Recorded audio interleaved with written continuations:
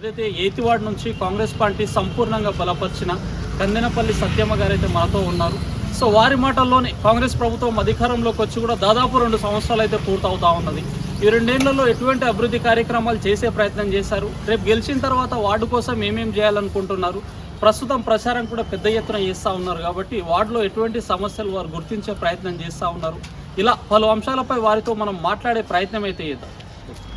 నమస్తే అమ్మ. నమస్కారం. సో ఎట్లా అమ్మా ఇంత పెద్ద ఎత్తున ప్రచారం కొనసాగిస్తున్నట్టున్నారు? కాలనీ వాసులకు అందరికీ నమస్కారం.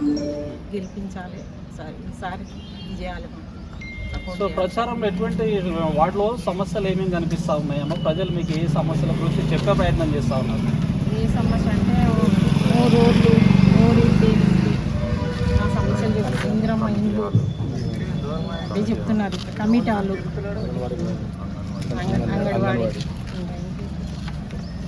సో వాటిలో అయితే ఈ సమస్యలు మీరు గెలిచిన తర్వాత మరి వీటి పరిష్కారం కోసం చేస్తాం, ఇవన్నీ చేస్తాం. ఎట్లా ఉందమ్మా స్థానిక ఎమ్మెల్యే పర్ణికా రెడ్డి గారి యొక్క సహకారం? బాగుంది, చాలా బాగుంది. ఎట్లా తిరుగుతూ ఉంటే ప్రజలు మంచిగా రిసీవ్ చేసుకుంటున్నారు, మంచిగా చేస్తున్నారు. సో పక్క గెలుస్తామనే నమ్మకం అయితే ఉందండి. ప్రచారం అయితే పెద్ద ఎత్తున చేస్తున్నట్టున్నారు. ఇది ఒక విజయోత్సవ ర్యాలీలా కనిపిస్తూ ఉంది, ప్రచారంలా కనిపిస్తలేదు. నిజంగానే ఆల్రెడీ మా కుమ్మం శివకుమార్ రెడ్డి గారి చేసిన అభ్యర్థి కందెనపల్లి సత్యమ్మ ఖచ్చితంగా గెలుస్తున్నారు. 8వ వార్డులో ఖచ్చితంగా విజయం సాధిస్తున్నారు ఈ వార్డులో. సో ఎట్లా ఇంత నమ్మకంతో మీరు తిరుగుతూ ఉన్నారు కాబట్టి జనాలు చెప్తా ఉన్నారా?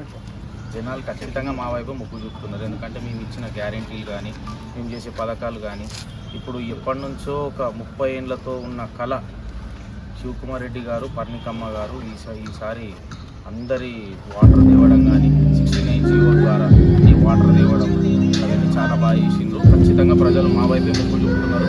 ఖచ్చితంగా మున్సిపల్ చైర్పర్సన్ కూడా కాంగ్రెస్ నుంచి అవుతుంది. ఎట్లా ఉంది గత 10 ఏళ్లకు ప్రస్తుతం ఈ 2 సంవత్సరాల మధ్య తేడా అంటే ఏం చెప్తారు? ఇన్ని స్కీమ్స్ రాలే కదా. గత సంవత్సరంలో రేషన్ కార్డు ఇవ్వలేదు, ఇప్పుడు మాకు తినడానికి సన్న బియ్యం ఇస్తున్నారు. ఇప్పటివరకు ఒక ఇల్లు కూడా ఇవ్వలేదు. ఇప్పుడు ఫ్రీ కరెంట్ ఇస్తుంది, ఫ్రీ బస్సు అన్నీ ఇస్తున్నారు. రైతు రుణమాఫీ ఆల్రెడీ బోనస్ వేసింది. ఖచ్చితంగా మంచి అభివృద్ధి. సో ఏదైతే ఫిబ్రవరి 11వ తారీఖు రోజు ఓటింగ్ ఉండబోతా ఉంది మన మున్సిపాలిటీ పరిధిలో. సో మరి వార్డు ఓటర్స్కి ఏం చెప్పదలుచున్నారు? మేము కాంగ్రెస్ పార్టీ అధికారంలోకి వచ్చిన తర్వాత ఏ స్కీమ్స్ చేసింది, అందరికీ ఎంత లాభం పొందిన ప్రజలందరికీ తెలుసు. ఖచ్చితంగా నారంపేట ప్రజలు ఖచ్చితంగా కాంగ్రెస్ వైపు మొగ్గు చూపుతారు. అందరికీ నమస్కారం.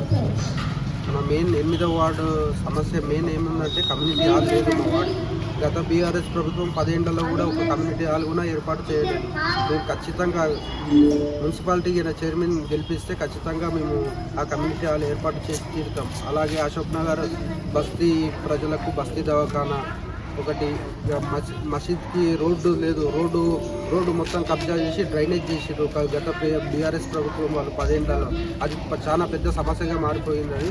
అది కూడా సార్తో మాట్లాడి నిన్న మీటింగ్ చేసి అది కూడా క్లియర్ చేసి దాని మీదకెళ్ళి రోడ్ వేస్తామని హామీ ఇవ్వడం జరిగింది. ఇంకా సీసీ రోడ్లు, అక్కడక్కడ పెండింగ్ ఉన్న సీసీ రోడ్లు, అశోక్ నగర్లో అంగన్వాడీ కేంద్రాలు, ఇంకా ప్రతి ఇంటికి రేషన్ కార్డులు, అర్హులైన వాళ్ళందరికీ రేషన్ కార్డులు ఇచ్చినాము. ప్రతి అర్హులైన అందరికీ ఇందిరమ్మ ఇల్లు ఇవ్వడం జరిగింది. ఇక మెయిన్ మన శివకుమార్ రెడ్డి గారి నినాదం ఏమంటే మున్సిపాలిటీ కాంగ్రెస్ జెండా ఎగిరేస్తే దందా బంద్, చందా బంద్, 100 కోట్లతోనూ అభివృద్ధి పనులు చేసి ఈ నారంపేటను సస్యశ్యామలం చేస్తామని మనస్ఫూర్తిగా కోరుకుంటున్నాం.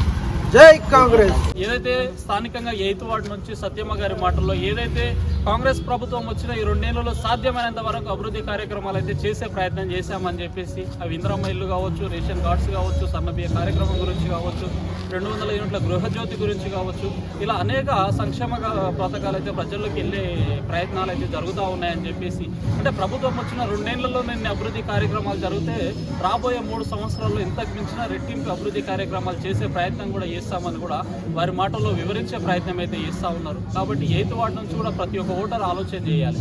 సరైన వ్యక్తులు ఎవరు, సమర్థవంతమైన వ్యక్తులు ఎవరు, సో రేపు గెలిచిన తర్వాత వార్డు కోసం అభివృద్ధి ఎవరు చేస్తారు, సో సంపాదించడానికి ఎవరు వస్తూ ఉన్నారు, సేవ చేయడానికి ఎవరు వస్తూ ఉన్నారు. ఇలా పలు విధాలుగా మనం ఆలోచన చేసినప్పుడే సరైన వ్యక్తికి ఓటు వేసినప్పుడే మన వార్డు అనేది అభివృద్ధి విషయంలో ముందరికి వెళ్ళడానికి అవకాశం ఉంటుంది. మరీ ముఖ్యంగా అధికార పార్టీ మద్దతు ఉన్న వ్యక్తులకు మనం మద్దతు ఇచ్చినప్పుడే వార్డు అనేది అభివృద్ధి విషయంలో ఇంకా ముందరికి వెళ్ళడానికి అవకాశం ఉంటుంది. ఏ చిన్న ఏమరపాటు ప్రయత్నం చేసినా మళ్ళీ 5-6 సంవత్సరాలు అనేది వార్డు అభివృద్ధి విషయంలో వెనక్కి వెళ్ళడానికి అవకాశం ఉంటుంది. కాబట్టి వీటన్నిటిని ఆలోచన చేసి ఫిబ్రవరి 11వ తారీఖు రోజు 8th వార్డు నుంచి ప్రతి ఒక్క ఓటరు సరైన వ్యక్తికి, సమర్థవంతమైన వ్యక్తికి నాయకత్వ బాధ్యతలు అప్పగించి వార్డు అభివృద్ధి విషయంలో ప్రతి ఒక్క ఓటరు తోడ్పాటును అందిస్తారని కోరుకుంటాము. Thank you.